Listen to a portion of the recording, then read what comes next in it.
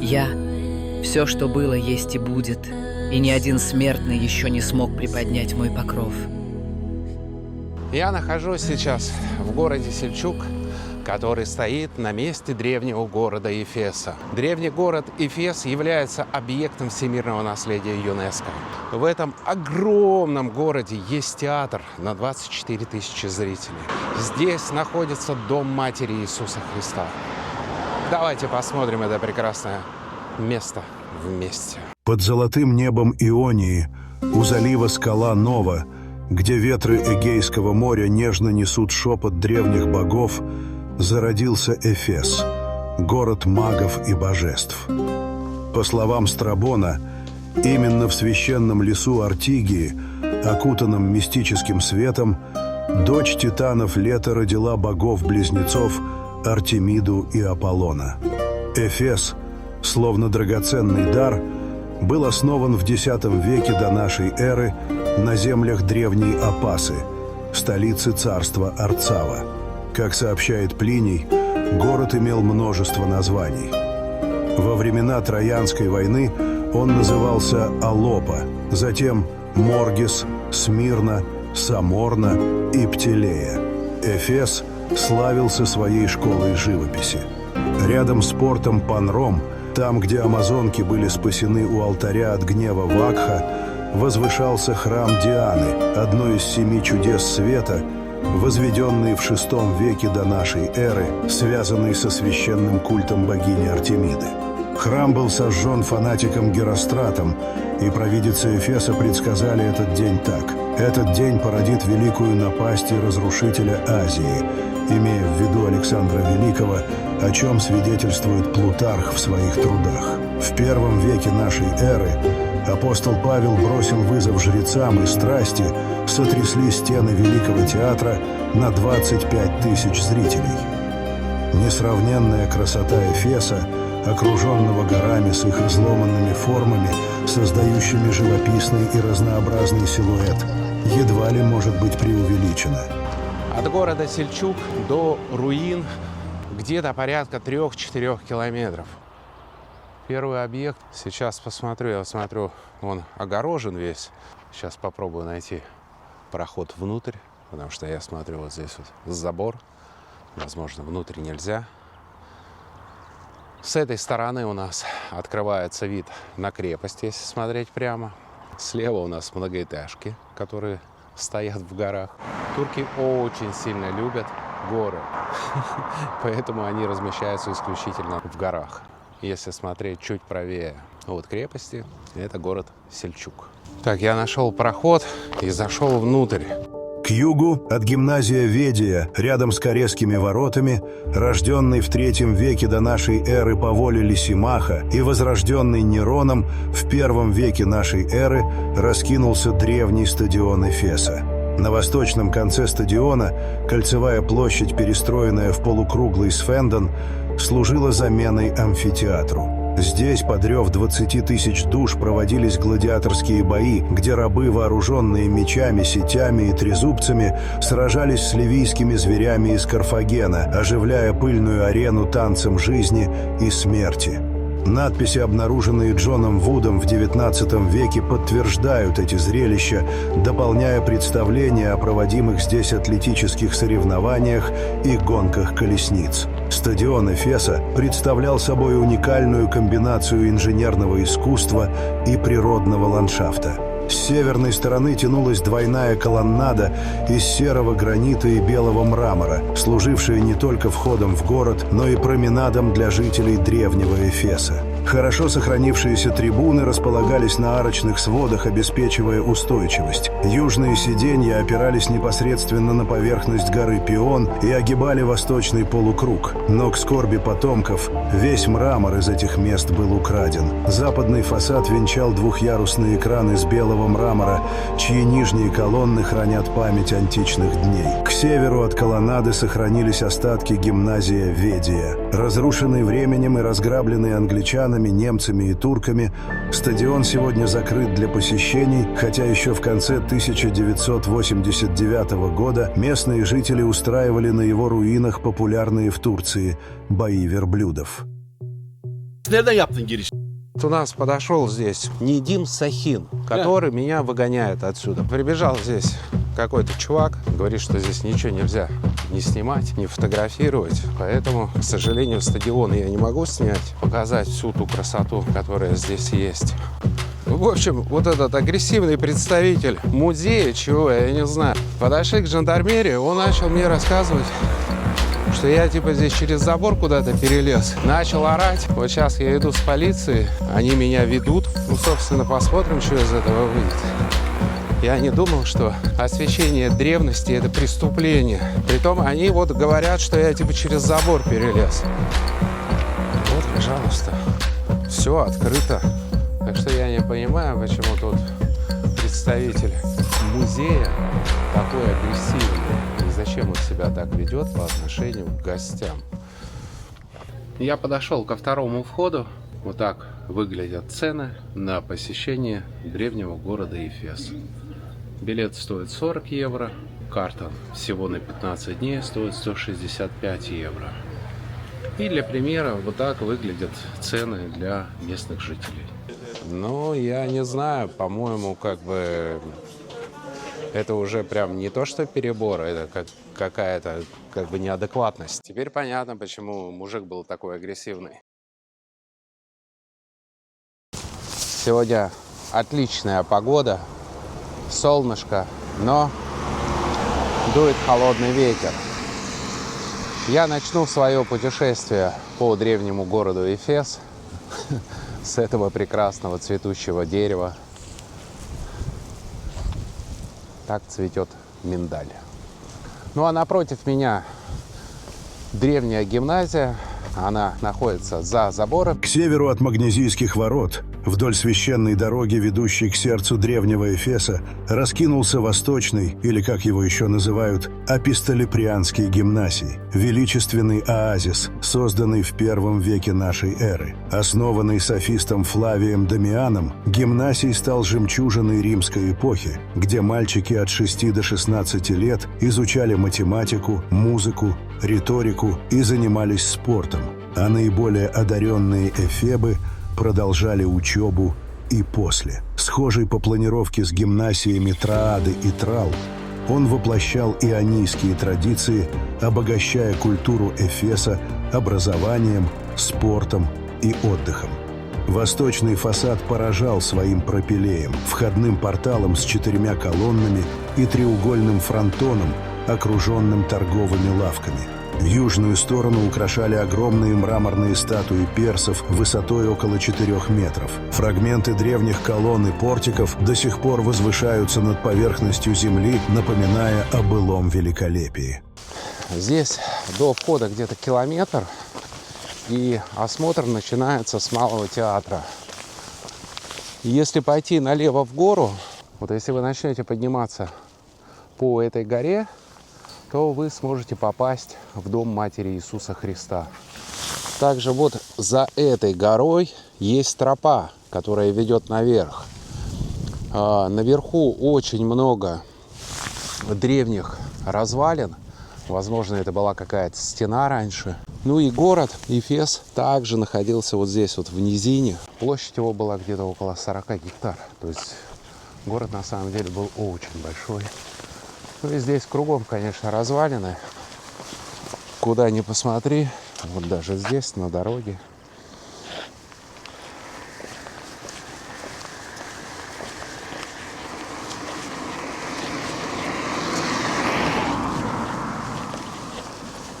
Дерево такое массивное, красивое.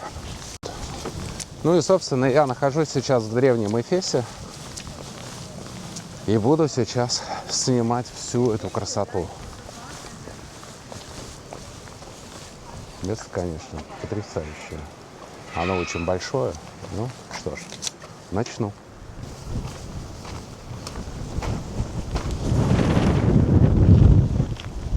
Очень ветреное место здесь. И ветер такой холодный, что если кто зимой соберется посетить Эфес, имейте в виду, Нужно одеваться потеплее. На восточном склоне горы Карессус, близ двойного храма, словно храня эхо древних песен, во II веке нашей эры в Эфесе был возведен Одеон. Этот малый театр, как его называют, вмещал около 1400 зрителей. Согласно надписи, обнаруженной Джоном Вудом, театр был построен Публием Ведием Антонием и его супругой Флавией Папианой, представителями знатной семьи Эфеса. Изящный и компактный, он больше походил на зал мудрости, чем на традиционный театр. Вместо полноценной сцены его украшала богато декорированная табернакальная фасадная стена, свидетельствующая о том, что сооружение служило булевтерионом, местом собраний городского совета. Малый театр состоял из 3 основных частей: кавеа, разделенная диазомой, полукруглой оркестры и двухэтажной скены. Перед скене располагался узкий мраморный подиум, к которому вели 5 дверей, центральная из которых выделялась высотой и шириной. В центре оркестра отсутствовали водостоки для дождевой воды, указывающие на крытую конструкцию театра в древности. Хорошо сохранившиеся мраморные сиденья демонстрируют высокое качество мастерства.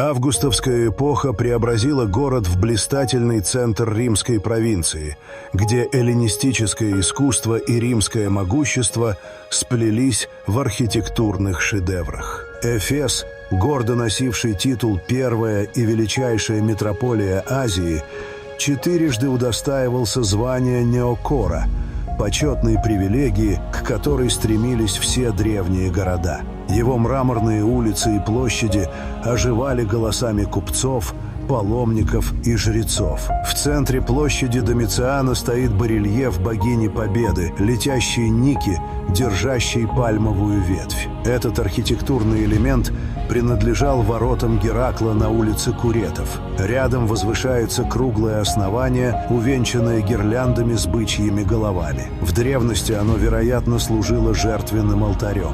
Фонтан Палеона, построенный в I веке нашей эры Гаем Секстилием Палеоном, снабжал Эфес водой через акведук и обожженные глиняные трубы со скоростью около 5 литров в секунду. Облицованный мрамором и украшенный эллинистическими скульптурами фонтан, расположенный на площади Домициана к югу от Агоры, обеспечивал водой бедных. В римскую эпоху титул Неокорос присваивали городам Малой Азии. Впервые Эфесу это звание было даровано императором Домицианом. Храм, посвященный императору, был построен на террасе 50 на 100 метров у южной стороны площади, рядом с государственным рынком. Подиум 24 на 34 метра окружала 8-ступенчатая крепида. Простиль с портиком из 8 колонн и алтарем в 10 метрах перед целой сиял изящной архитектурой.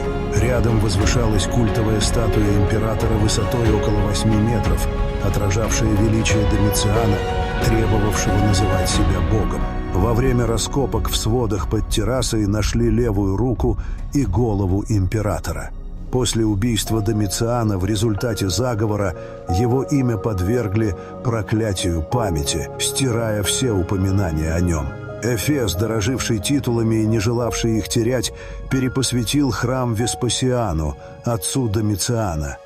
Памятник Меммию, воздвигнутый в конце I века до нашей эры, чествовал Гая Меммия, внука Луция Корнелия Суллы. 4-сторонняя триумфальная арка высотой около 5 метров, облицованная мрамором, поддерживалась колоннами с 3 лестницами между ними. Фасады украшали барельефы, изображавшие армию Суллы, орлов, ликторские фасции и трофеи, символизирующие добродетели диктатора.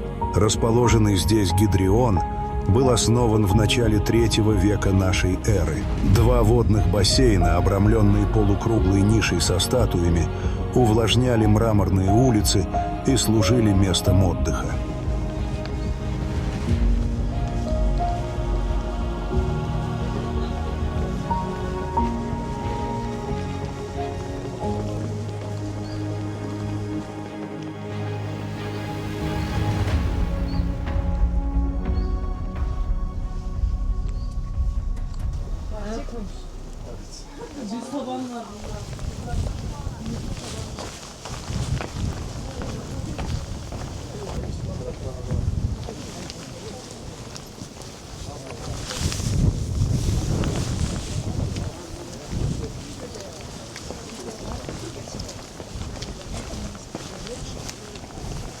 Я так понимаю, древние дома, расположенные на террасе. На улице, где расположены дома, такая вот мозаика, очень красиво.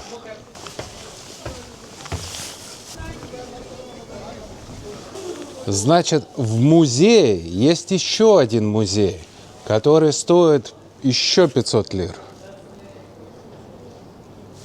Я такое первый раз в жизни вижу. Ну окей, ладно, давайте купим билет за еще 500 лир. Итого уже посещение Эфеса – это стоимость на самом деле 2000 лир, не 1500. В общем, купил я этот билет и сейчас поднимаюсь. Давайте просто походим, посмотрим. Дома на склонах или террасные комплексы, роскошные инсулы, возведенные в самом сердце античного Эфеса. Эти многоэтажные дворцы, известные как «дома богатых», сияли как свидетельство изысканности городской элиты, соседствуя с улицей Куретов и храмом императора Адриана. Построенные в эпоху Августа, они перестраивались вплоть до VII века нашей эры, пережив пожары и землетрясения, а в конце VII века некоторые жилища, засыпанные обломками, использовались как зернохранилища. Раскопки Франца Мильтнера, Германа Веттерса и Фолькера Михаэля Строки на площади 2540 квадратных метров открыли 2 террасных комплекса. Жилища были связаны лестничными переулками шириной 3 метра.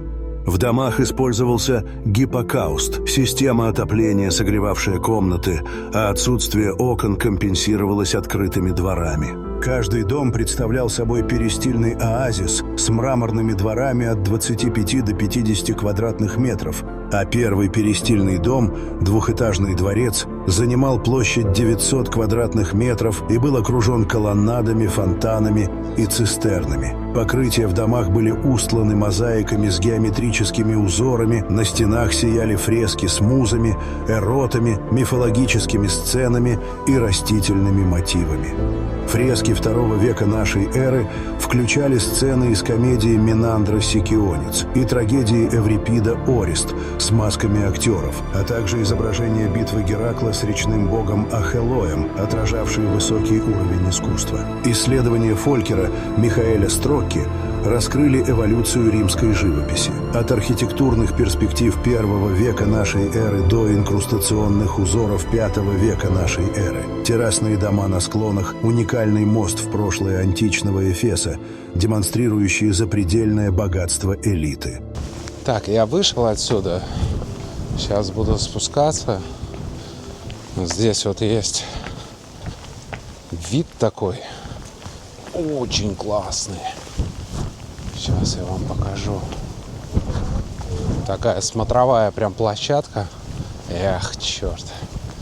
Ну, в общем, смотровая площадка. Буду показывать все как есть. Такие вот виды открываются на древний город Эфес.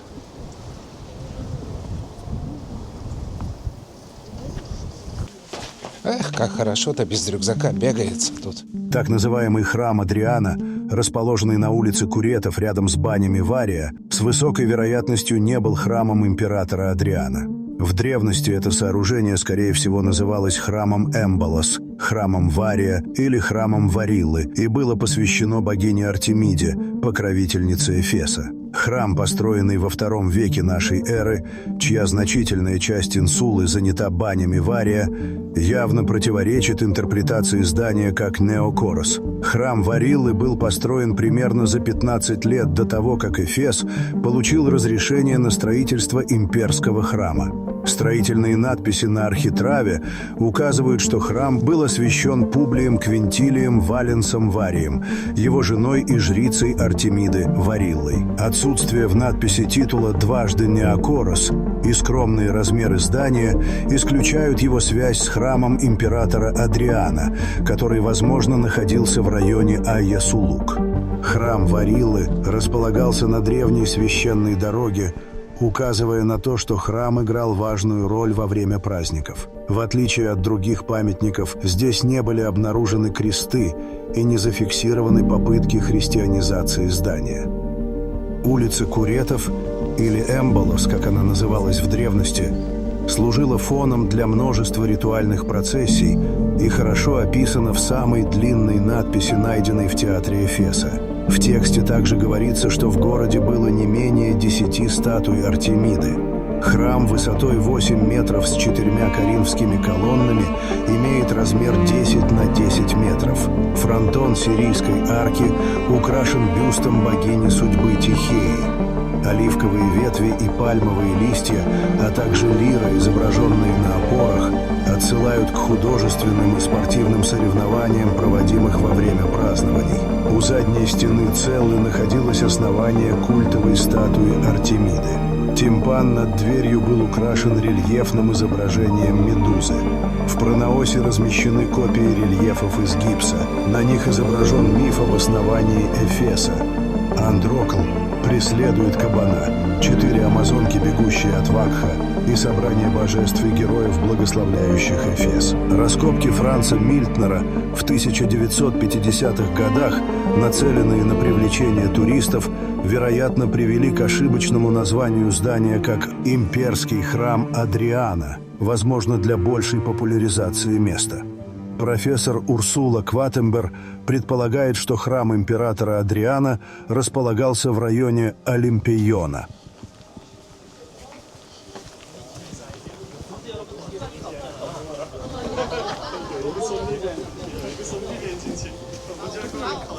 Я так понимаю, это общественные туалеты. Здесь очередь небольшая образовалась.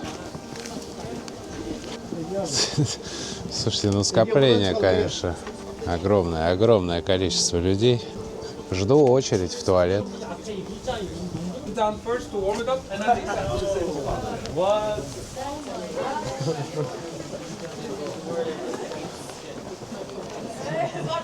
Рассказал очень интересную историю о том, что рабы в холодное время садились первыми, чтобы нагреть туалет.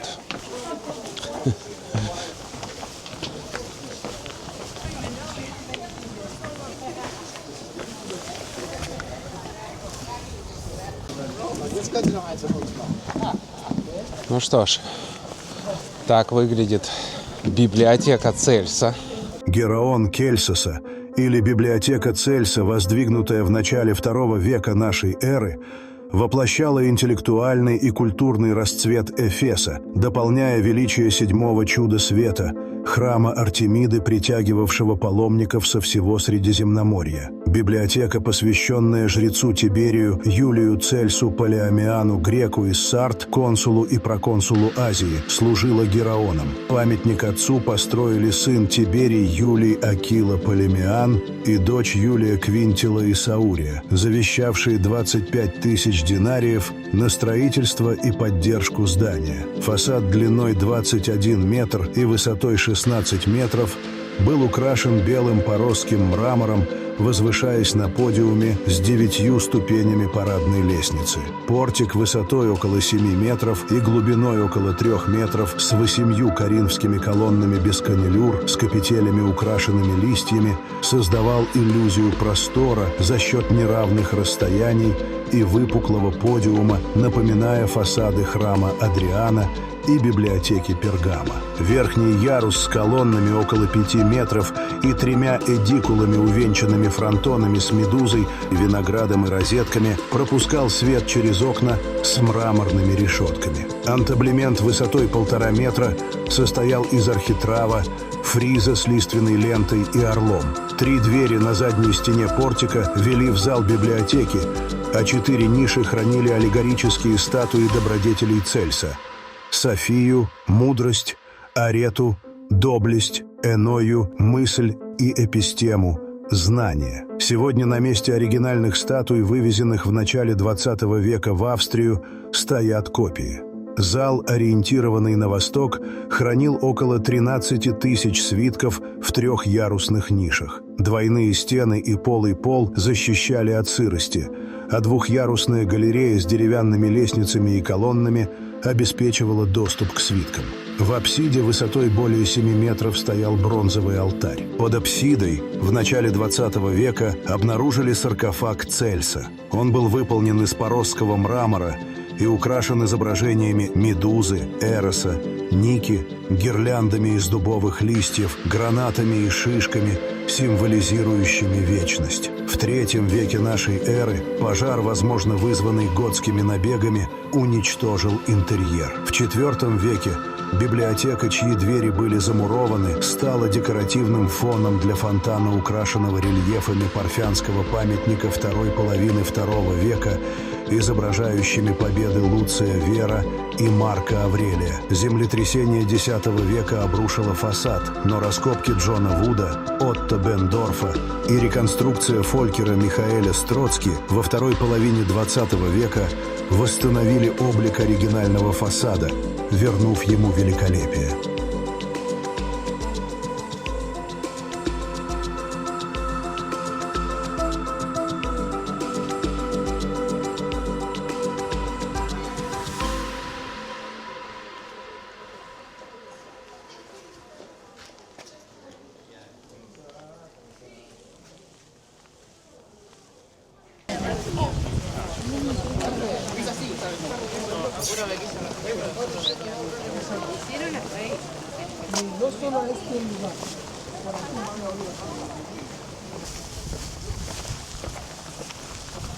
Я дошел до Большого театра. Называется он Великий театр. К сожалению, внутрь попасть нельзя, потому что он закрыт. Но можно посмотреть на него снаружи. Великий театр Эфеса, сцена одного из чудес Аполлония, был самым большим театром античного мира, не знавшим равных по размаху и величию. Основанный во второй четверти II века до нашей эры по замыслу Лисимаха, он сиял как культурное сердце Ионии. Высеченный на склоне горы, этот монументальный театр за 8 столетий от эллинистической эпохи до византийских времен прошел 8 строительных фаз. Перестроенный при императоре Клавдии, он вмещал 57 тысяч зрителей, превосходя по размерам знаменитый Колизей. Раскопки Отто Бендорфа, а также труды Хебердея, Неманна, Вильберга и Альцингера раскрыли его монументальность, сравнимую с величайшими театрами Помпея и Марцелла. Театр был местом для трагедий в масках, где все роли исполняли мужчины, скрывая во время представлений лица под личинами. Здесь проходили собрания Демоса, звучали гимны богу Вакха, устраивались гладиаторские бои, а в римский период, во время визита апостола Павла, разгорелись раннехристианские волнения, вызванные ювелиром Деметрием. Скена, высеченная из брикчии и ракушечника высотой 18 метров, была украшена колоннами, эдикулами, статуями и фризами с изображениями охоты эротов. Трехэтажный римский фасад создавал ощущение величия, а колонная галерея над верхним ярусом, ведущая к форуму, усиливала акустику. КВ, разделенная 2 проходами на 3 секции, включала 11 рядов нижнего яруса, облицованных белым мрамором. Сиденья в театре помечались буквами от альфы до сигмы и сокращениями для секторов. Эллинистическая оркестра с полом из зеленого мрамора и алтарем Диониса в центре в римский период была расширена до 34 метров. Театр имел 5 дверей, парадосы для входа актеров и 4 вомитория для зрителей. В византийский период один из проходов перестроили в цистерну для воды. Рядом находился гимнасий, отражавший нравы поздней империи, когда роскошь, изнеженность и распущенность вытеснили былые добродетели, а театр, бани и пиры поглощали все время жителей. Раскопки открыли богатство находок: керамику, стекло, монеты Ираклия, скульптуры, надписи аганофетов и столбы с гладиаторскими рельефами. От Великого театра, пережившего землетрясение в эпоху императора Галиена, остались лишь руины. В настоящее время Большой театр Эфеса закрыт для посещений. В общем, здесь есть еще один театр в театре, в который я сейчас зайду.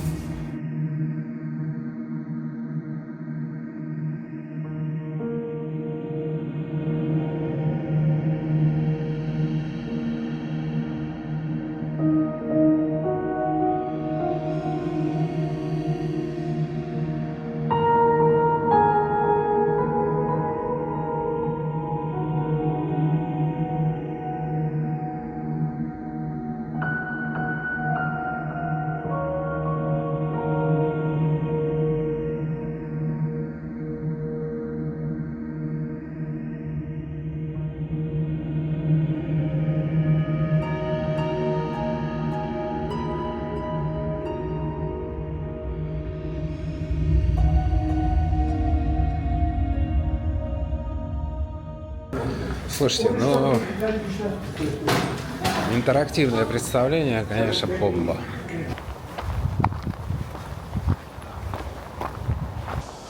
Тут у нас гробницы, а вот эти формы мы уже видели с вами, кстати, в Патаре. Гробницы были такой же формы, вот эти крышки. С места, где находится гробница, открывается потрясающий вид на театр. Если включить воображение, конечно, виды здесь были фантастические просто. Тут могущественный вот этот большой-большой театр. Здесь вот море. Кругом этот мрамор. Очень красиво. Церковь Девы Марии, Матери Иисуса Христа, грандиозный многослойный комплекс, также известный как Соборная Церковь, занимавшая центральное место в духовной истории Малой Азии. Возведенная в IV веке нашей эры на месте Мусейона, разрушенного пожаром в III веке нашей эры при нашествии варваров, она стала первой в мире церковью, посвященной Богородице. Согласно преданию, последние годы своей жизни Мать Иисуса жила неподалеку в горах с апостолом Иоанном Богословом и была здесь похоронена, сделав это место сакральным центром веры.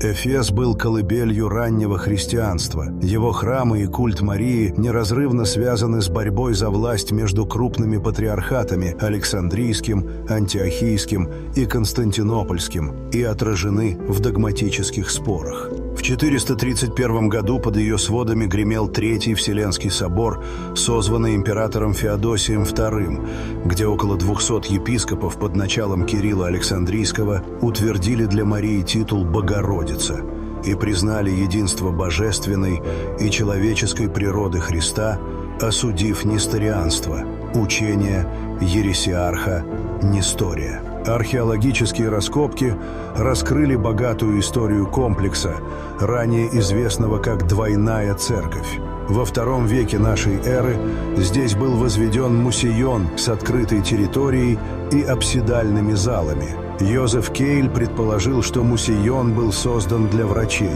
Найденные надписи подтверждают освобождение врачей от налогов. В III веке нашей эры выросла трехнефная базилика 145 метров на 30 метров с мозаичным нартексом и сияющим меандром. В IV веке нашей эры появилась колонная базилика с атриумом и мозаикой в черно-желтых тонах. Баптистерий с 12-угольной купелью, украшенной крестами, сменился в VI веке купольной церковью в стиле Юстиниана, а в VII веке пилонной базиликой с 8-угольным амвоном, часовней с росписями креста. Разрушенный пожаром банный комплекс с гиппокаустами и дворец епископа с бассейном завершили облик. В XII веке нашей эры в Эфесе поклонялись мощам святых, о чем свидетельствуют древние надписи.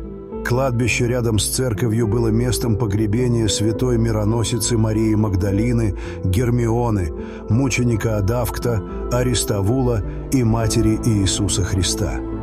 Помимо церкви Марии, в городе существовали и другие значимые христианские сооружения. Первая церковь Апокалипсиса, базилика святого Иоанна, церковь святого Марка, церковь святого Луки и другие комплексы, которые вместе отражают богатство духовной жизни Эфеса. На горе Карессос сохранились остатки часовни и мавзолеев вокруг пещеры Семи Спящих, усиливая святость района. К великому сожалению, сегодня многие верующие даже не знают о существовании первой в мире церкви Девы Марии, что подтверждает текущее удручающее состояние церкви, колыбели раннего христианства и важного центра религиозного паломничества, которые так и не удосужились восстановить за 130 лет. Хотя когда-то церковь Девы Марии была духовной мощью первых христиан, придя в этот мир, имея основания вне этого мира. Бог любит тебя.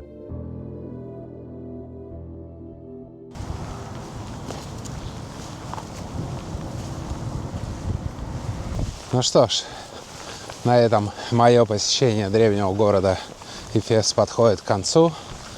Надеюсь, мы достаточно сегодня увидели. Что-то было закрыто, куда-то нас не пускали. Но ничего страшного. Ты, если еще не подписался на мои каналы, самое время. Подписывайся. Ссылка будет в описании. Ставь лайки, комментируй. Ну и до новых встреч. Ух ты, как-то я пропустил такую красоту. Коммерческая агора была центром торговли, культуры и общественной жизни города. Основанная в III веке до нашей эры, она достигла расцвета во времена Римской империи при императоре Каракалле. Квадратная площадь размером около 110 метров с большим озером в центре служила не только рынком, но и священным местом для проведения ритуалов, собраний и торговли предметами роскоши. Во время раскопок на глубине 3 метров были найдены остатки агоры, фундамент солнечных и водяных часов, гранитные колонны, надписи, упоминающие статуи Сократа, Аристотеля и местных магистратов, а также фрагменты керамики и бронзовых изделий. Неподалеку от агоры располагалась колыбель цивилизации, 7-е чудо света, храм Дианы, или, как его еще называют, храм Артемиды, самое знаменитое сокровище прошлого. Страбон отмечал, что храм находился у моря, строился около 200 лет и 8 раз перестраивался, а рядом, словно страж, возвышался храм Аполлона с колоссальной статуей. В одном из крупнейших кладов, вывезенных из Эфеса, была найдена уникальная монета, свидетельствующая о том, что Сельчук в прошлом мог называться Теологос, что в переводе означает «теос» – «бог» и «логос» – «слово». По словам Герострата, жрецы Эфеса, предсказавшие рождение Александра Македонского и сожжение храма, в древности обладали сакральными знаниями и знали магический язык, о котором упоминается во многих древних книгах и который, возможно, был утрачен. Храм Дианы, матери всего сущего на земле, требует более глубокого анализа, к которому мы обязательно вернемся в будущих главах. Переведя более 20 книг и изучив все археологические работы Австрийского археологического института, можно отметить, что этот объект, как и 130 лет назад, продолжает вызывать большой интерес, чьи загадки еще предстоит изучить.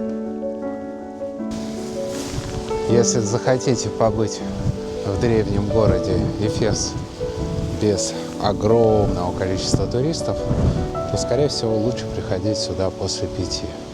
Никого вообще нету. И вот 2 человека, сейчас они уйдут.